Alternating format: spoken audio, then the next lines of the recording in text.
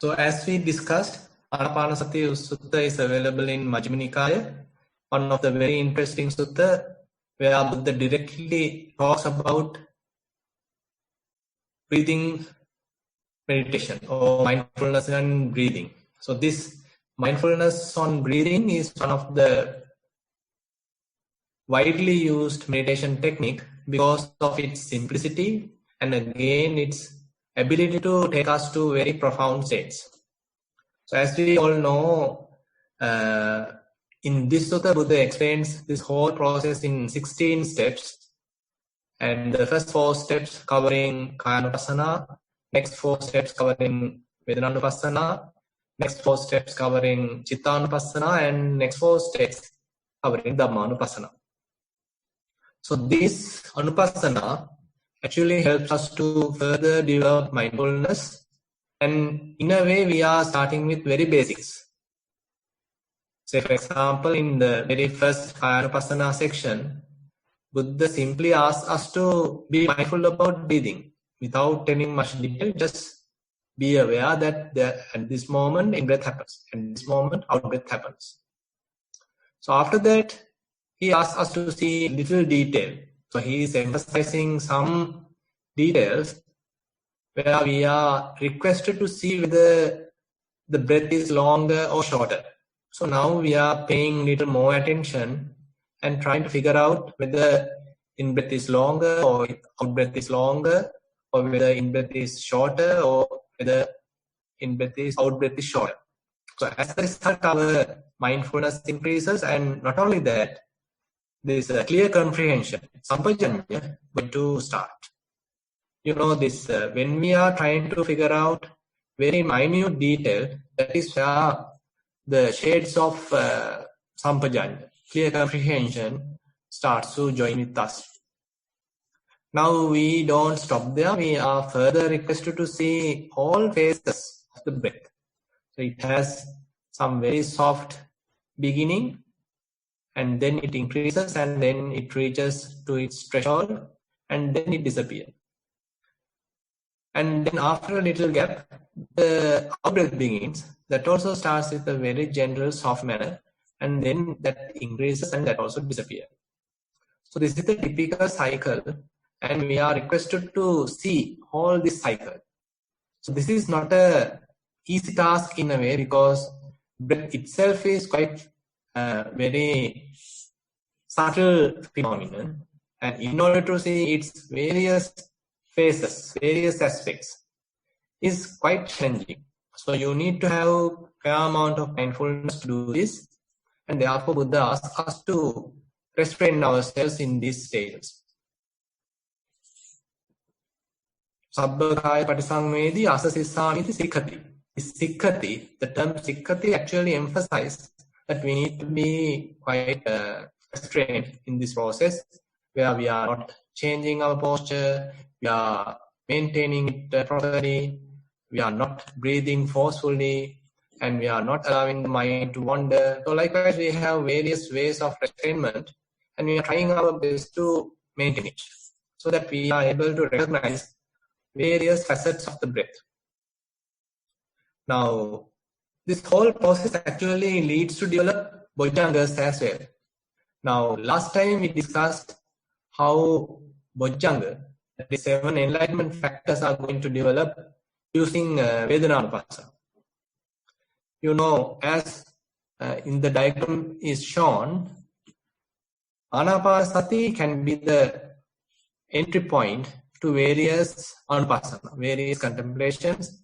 Either it may be related to the body, Kayanupassana, related to the feeling, Vedananupassana, related to the mind, Chittanupassana, and related to various phenomena, Dhammanupassana. Now, when we are dealing with any of these Anupassana, any of these sections, 7 enlightenment factors are going to develop. So this is another section that we need to discuss. So just to give you a little idea, if you are considering Kayanupassana section, so when mindfulness is well established, then only we would be able to recognize whether the breath is long or short. Because otherwise it's quite difficult. Now, when mindfulness is established, if we know this breath is longer compared to the previous breath, or this in-breath is shorter compared to the previous in-breath. So likewise, if you are able to do some amount of comparison, that indicates well-established mindfulness. Well-established mindfulness, Buddha says, this is the beginning of Sati Sambojjhana, mindfulness enlightenment factor. So again and again, this whole process repeats. So next in-breath also contributes a little amount of mindfulness. Little amount of mindfulness towards this Sambojjhana. And next out breath similarly contributes to little amount of mindful Sati Sambojjhana, and that also increases, that also develops. So this is the, in a way, the entry point, this is the beginning. But as we maximize it, as we capitalize it, as we do it again and again, so this mindfulness enlightenment factor, Sati Sambojjhana, going to further and further develop, further and further going to increase. And as I said, when we are looking at minute details, whether it is long, whether it is short, this is the beginning, this is the middle, this is the end. So likewise, when we do that kind of an exercise, so that contributes towards the Dhamma-Vicaya Sambojjhana, investigation factor, enlightenment factor, which deals with investigation, Dhamma-Vicaya. Dhamma-Vicaya develops because now our mind is in a very calm position, and it is well established. And then we are now searching little detail, minute detail. We are investigating minute details, with subtle detail. We are examining this phenomena very closely. So this examination, this investigation is the one contributing towards Dhamma-Vicaya. So the Dhamma-Vicaya Sambojjhana is going to develop, and if we continue this whole practice, it's coming to its culmination, its fulfillment. So similarly, in order to do this process again and again, we need fair amount of effort, because this process is not that attractive. At the beginning, it is somewhat difficult even. So we need fair amount of effort to continue. So the effort, enlightenment factor, Virya Sambojjhana, also going to contribute, also going to improve. So if everything is going well, so then Piti Sambojjhana, that is the rapture, going to arise, because we were in a little difficult situation. Our mind was restless, it's jumping towards the past, towards the future, but now ultimately we were able to succeed. So as a result, we have some comfortable feeling, we feel at ease, little happiness going to arise, and that's the beginning of rapture, that is the beginning of Piti Sambojjhana. And as a result, once we continue that again and again, Piti Sambojjhana is going to develop. Now, Piti leads to Passaddhi, that is where, Passaddhi, this tranquility. Tranquility is where when the body feels comfortable and the mind feels comfortable. Body feels little at ease, mind also feels at ease. Because we don't need to struggle now. Now the mind fairly behaving well. Mind is well tamed now, well focused. Whenever we want to observe any kind of a phenomena, attention is there. We don't need to have any too much effort or too much exercises to do this. And the mind is now behaving really well. So we are in a little comfort zone. So the tranquility, Passaddhi, going to arise. Now you feel like body floating, body feeling like quite lighter, and mind is also quite happy. So all these are, in a way, the symptoms of rapture, Piti, and tranquility, Passaddhi.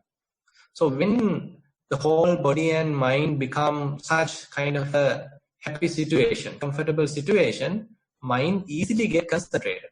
This is the Samadhi Sambojjhana, concentration enlightenment factor. So you can understand now the body has to be quite comfortable. Mind also has to be a little happy in order to begin the Samadhi, in order to begin the concentration. So this is where slowly mind get collected, mind get well focused, mind get well concentrated. So this leads to further and further develop concentration enlightenment factor. And suppose now everything is in good shape. Suppose now you are observing each and every breath without missing any breath, and you can clearly recognize all the phases, and breath is also calming down. At this moment, you have nothing to do. So you simply have to watch. So this simple watching, simple letting it happen, is the beginning of equanimity, upekha sambojjhanga. So as you continue, the upekha going to develop. Now, I have just explained related to the Kayanupasana. You can apply the same approach, same model to Chittanupasana as well. Only difference is now we are watching the mind through the mind. Suppose there is a kind of thought arising. Suppose this is a kind of lustful thought. If you are able to recognize this lustful thought as lustful thought, that means you are no more a victim of it. You are not promoting it. You are not exaggerating it. You are not suppressing it. But rather you recognize lust as lust. Suppose you are going through a little angry situation. Now if you can recognize anger as anger objectively, then that indicates you are no more a victim of anger. Rather you are able to watch anger as anger. So this is actually where mindfulness has established. Mind is going through some kind of a turbulence, some kind of a defilement, but we are no more a victim of that. We are able to come out of it and watch it distantly. Watch it like a third person. So this is where we have some kind of a refuge from mindfulness. So we have established in this refuge mindfulness, and from that, while being there, we are watching all these various mental states, various thoughts arising. They are trying to invite us, trying to sort of compel us, trying to invite us. Various things are there trying, but we have our own refuge. We are no more victims of them. And again, we are not afraid of them either, because we have some confidence. This already developed mindfulness is kind of a refuge, kind of a oasis for us to maintain. So as a result, all these various defilements we are able to recognize very clearly. We don't go wrong, and we are not misunderstanding lust from anger. Lust and anger. We know clearly this is anger. It is not lust. And this is lust. It is not anger. So likewise, we can clearly recognize. So all these things indicate we have mindfulness enlightenment factor, sati sambojjhanga, as well as we can clearly recognize each whatever the hindrance, and that indicates we have investigation. We have the examining ability. We can observe it clearly. So that is the investigation or Dhamma Vichaya. So this can be either wholesome or unwholesome. Say, for example, your mind now going through some loving kindness thought. So rather than you are trying to develop loving kindness here, you can recognize loving kindness. Clearly recognize, okay, now mind is going through some loving kindness. You didn't go wrong, but you clearly recognize, okay, this is metta. This is not anger. And again, once it is arising, you clearly recognize it. And once it is there, you could recognize it. And when it is fading away, that also you could recognize. So this indicates how clear is your mind, how precise you are watching. So this all actually indicates the investigation. So more and more we are being aware of our mind very clearly when we are able to recognize each and every thought. So that indicates mindfulness is well established, and again the Dhamma Vichaya, investigation enlightenment factor, is also increasing. Now, in order to continue this whole process, we need a lot of effort, because if we give up, then again we become a victim of whatever the process, whatever the mental stream of thought, we become a victim of that. So in order to maintain our refuge, so this is the mindfulness. So we have to have some amount of effort. So with that effort, we continue again and again. Today also we are observing, tomorrow also observing, day after tomorrow also observing. So kind of a continuous effort is maintained. So as a result, Virya Sambodhanga is going to develop. Now, time to time, everything is in a very comfortable situation. Mind is in a calm position where there is no any kind of a turbulence. Mind is quite happy, serene, tranquil, and this is where kind of a piti rupture can arise. And that also we can recognize. That also we can understand, okay, there was no rupture, but now mind is little happy. Soft happiness, niramisa piti, going to arise. It is not something that we gain happiness by looking at various sights, or we are not getting happy just by hearing various sounds. Rather, this is simply a mental exercise where you are watching the mind, and mind is in a very serene situation. Suppose mind is entirely free from defilements now. So as a result, you can understand, okay, after a long time, my mind becomes fairly pure. Mind is in a very restful situation. Mind is at ease. There is no friction at all. And all the cluttered situation, all the restlessness in the mind, everything disappears. Now, all this indicates, so mind is in a tranquil position.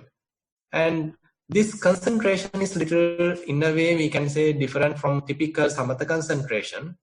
Because in typical samatha concentration, you are expected to pay attention onto a still object. Say you are watching kasina, kind of a sign. So we assume this kasina, this sign is stationary and is good and it is stable. But here, when we consider the concentration arising at Chittanupasana, we can tell it is, in a way, it is twofold. So when you are clearly recognize each and every thought without misrepresenting, without misunderstanding. So this also requires a fair amount of concentration. This we can say actually Kanika Samadhi, because then and there your attention you need to maintain. New thought arise, you are recognizing it. Another thought arise, you are recognizing it. Another thought arise, you are recognizing it. It's a kind of a dynamic process. And each thought assume disappear. And now new thought arise and you can recognize. So you have to have this instantaneous concentration, momentary concentration. So this is where the Kanika Samadhi is at its place. But on the other hand, assume everything now disappeared. All the thoughts disappear. The mind is in a very calm, tranquil position. And this is also a concentration, and we can say it's fairly a kind of a vipassana concentration, because of our vipassana, because of our proper insights, we are able to get this kind of a concentration. This is not a focused attention kind of concentration, but rather a kind of an open awareness. So there are slight differences between focused attention and the open awareness. In focused attention, you have to focus your mind. You have to concentrate your mind. But on the other hand, in open awareness, your mind has an open attitude. You have no any boundaries. So mind has its freedom. Mind is in a very relaxed, comfortable position, and again it is not restless. Again, it is not distracted. So this is another type of concentration we can recognize, especially in Vipassana. So this way, the concentration enlightenment factor also going to develop. Once everything is in good shape, we have nothing to do. We simply have to maintain it. Suppose your mind is very completely free from any defilement, and you can clearly show the clearly understand the mind, and if there is any defilement, if there is any kind of a thought going to arise, you can clearly recognize. So in a way, you are in a fairly comfortable situation. Basically nothing to do at this place. So at this place, we have to very clearly understand how not to do anything. Typically, we are suffering from doing syndrome. We like to do various things. But now, at this kind of a situation, we basically have nothing to do. Simply have to watch. A very soft, effortless kind of a observation is there, that's all. And mind is very comfortable, no friction, no attachment, no grasping. There is no any kind of a entanglement in the mind. Mind has its clarity in a very still position, and mind is spacious, and you are simply watching. Nothing to do, just be. So this is where equanimity enlightenment factor develops. So you can understand using Chittanupassana. So all these 7 enlightenment factors going to further and further improve. And because this is in a way little easy to understand compared to the other, because the yogi is in a fairly advanced state when you are doing this kind of a Chittanupassana. Because Chittanupassana is not easy to do for a beginner, because various defilements, various thoughts arising in the mind is quite tempting. So you get caught. But as our mindfulness enhances, as our mindfulness deepens, we get that confidence, we get that refuge. Mindfulness becomes fairly established. So with that established mindfulness and clarity of mind, you can watch each and every thought, missing anything. So missing nothing basically. I mean, every thought you can clearly recognize. As a result, you rarely get caught to these mental processes.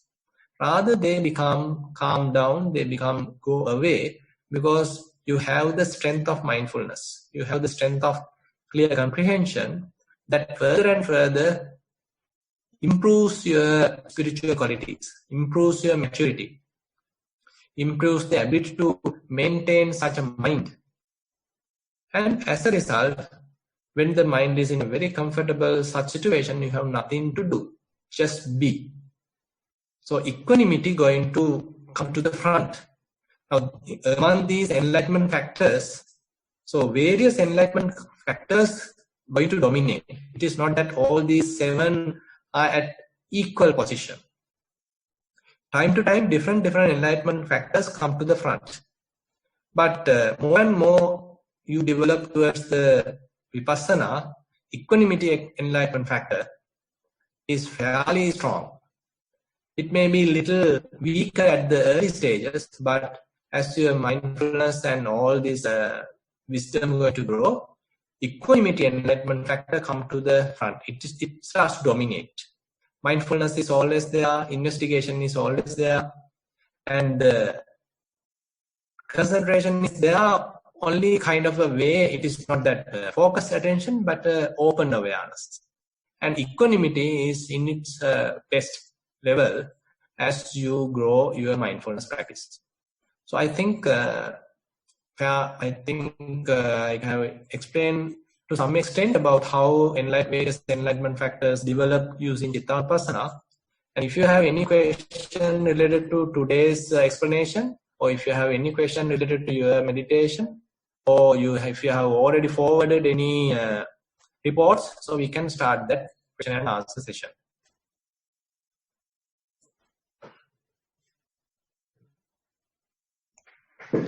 Sorry, Bhante, we've got currently 4 questions. Yeah. Question number 1 is sitting mindfulness.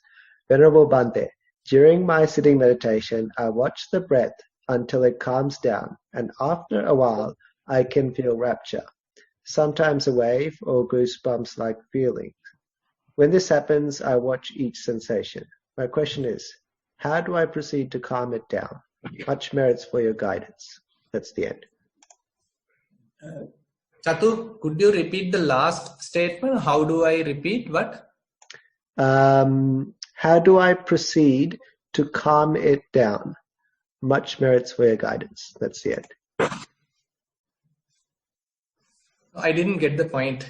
Can you repeat? So I think, so when the sensation's happening, they want to sort of reduce the intensity and diminish it. That's sort of what they say. They want to calm those sensations down. No, actually, we are not trying to do any kind of willful reduction.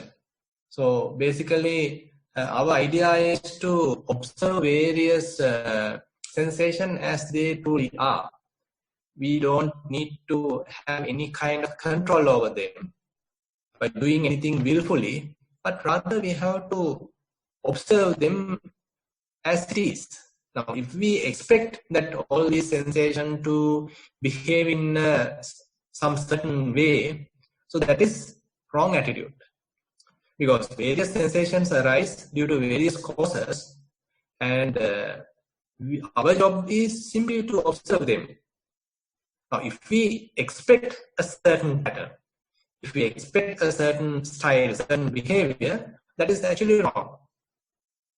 We simply have to allow them to behave as they like, and we are mere observers. We are simply observing it in an equanimous manner. We have no preferences. We are not expecting a painful feeling to change to a happy feeling. And we are not expecting a happy feeling to last for a long time. We are not expecting any painful feelings to disappear quickly. But rather, when painful feelings arise, we simply be aware of it. We have patience, we have endurance to observe it. On the other hand, if there is a happy feeling, we are not attached to it. Rather, we allow them to be. We are not afraid of them either. And they may disappear and we are still stable, we are still equanimous. Various kinds of sensations also arise at various phases. And as a result of our concentration, they appear sometimes unbearable. But they will disappear. We have to have some amount of patience, endurance, in order to recognize them and in order to be with them, so that we can understand how they behave. We can understand their real nature. So therefore, don't expect to change these whatever the sensations according to your wish. Rather, you have to have kind of an attitude of openness, kind of an acknowledging. You have kind of a radical acceptance. So if it is painful sensation, okay, I'm ready to accept it. If it is a happyful situation, happy feeling, I'm ready to accept it. If it's a neutral feeling, I'm happy to accept it. In a way, it is little bitter at the beginning, but need to learn it. So I ask you to carry on the way it is rather than trying to change as you wish. Question number 2, Bante. There was a small disturbance. Hopefully you can hear us. I'll go to the second one. Sitting mindfulness. Question number 2 of 4. Venerable Bante. I practice sitting mindfulness by being mindful on the breath. When I start, I can feel different sensations of breath touching the nostril and the differences between inhalation and exhalation. When I start observing the breath as start, middle, end, the full breath, I can feel the changes of the consecutive breaths. I can observe the consecutive breaths becoming shorter and subtle.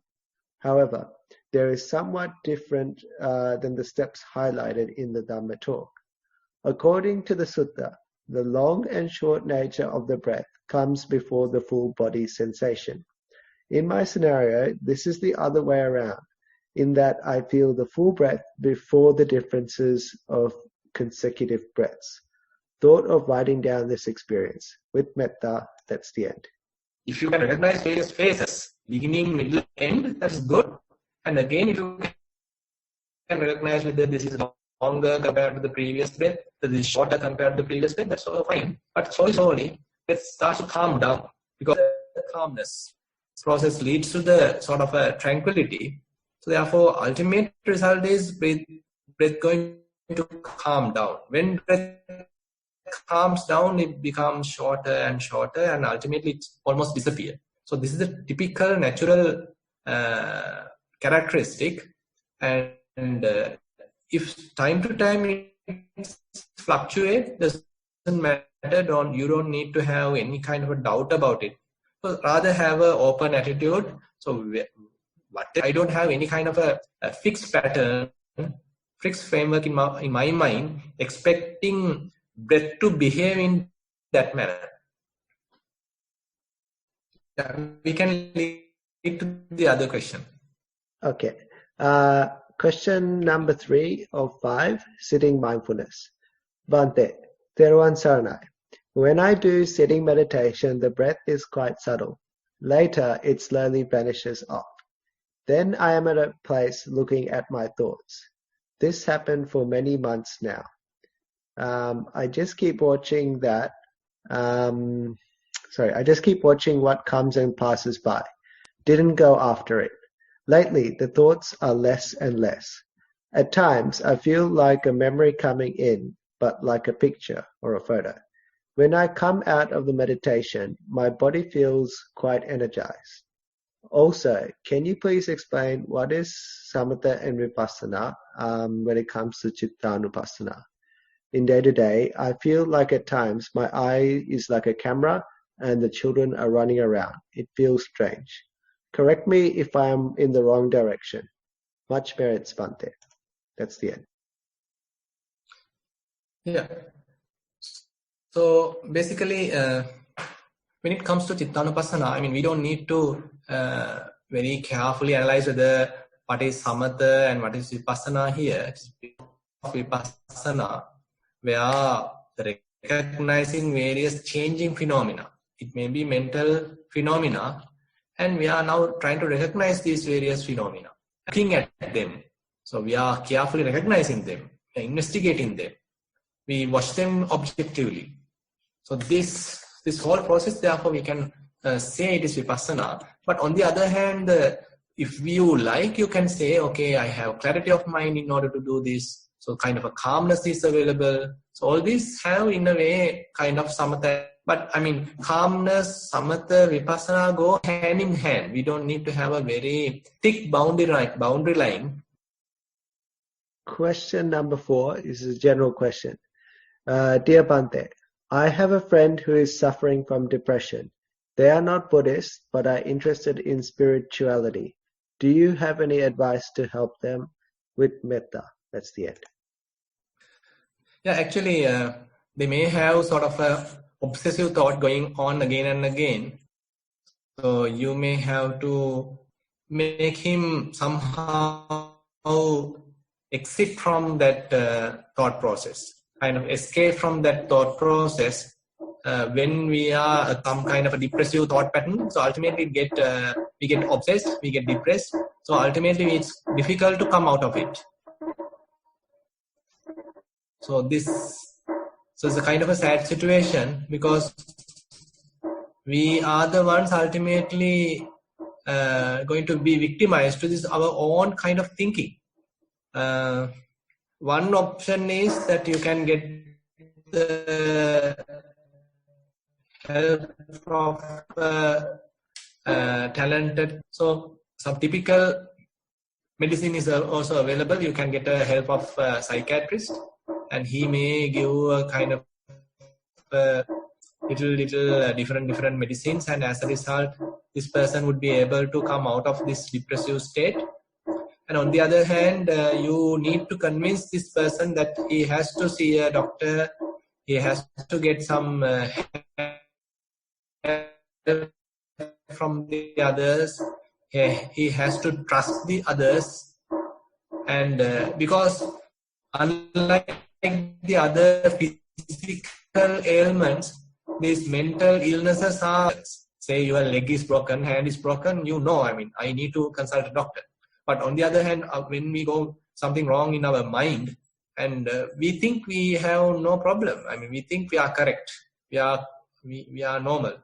But on the other hand, the others will recognize, okay, this person is not in a proper situation, he needs someone's assistance. So we need to trust the others. So others have a big role to play on this kind of situation. So try to help him. Yes. Chatu, you can go to the next question. Okay, yeah, it's much clearer now. Question number 5 of 7. This is day-to-day activities. If in our normal life we recognize any thoughts such as anger, jealousy, eagerness, etc., and can control them, will it fall under Chitta-Anupassana? Can we develop such situations up to Upekkha or equanimity? That's the end. Yeah, I mean, recognizing various defilements and recognizing various either. We may have just lost Bhante there again. We might wait, but if not, I think we'll possibly look to close it and put the questions offline to Bhante for a response. Yeah, I think Sarna's completely dropped off now. Earlier it was just, yeah, Chatu, I think we'll go ahead and close the session. Okay, all right. Thank you, everyone. We had a good range of questions today. Possibly some of them have been repeated. I'm not sure. I have to double check. But there was definitely some new questions in there, which is great.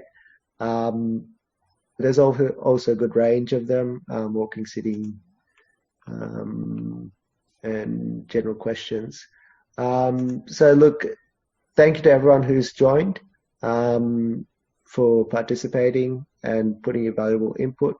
And also much merits to Bhante for continuing this session, even with all these troubles and internet issues. And we know he's very busy as well in his schedule. So we're very lucky to have someone who can guide us in this sort of practice. And also thank you for all the organizers and other seen and unseen people making sure that this program happens and helping us continue on to this journey. So with that, I'd like to sum up the session and end for today. Thero and Sanai, sadhu, sadhu, sadhu.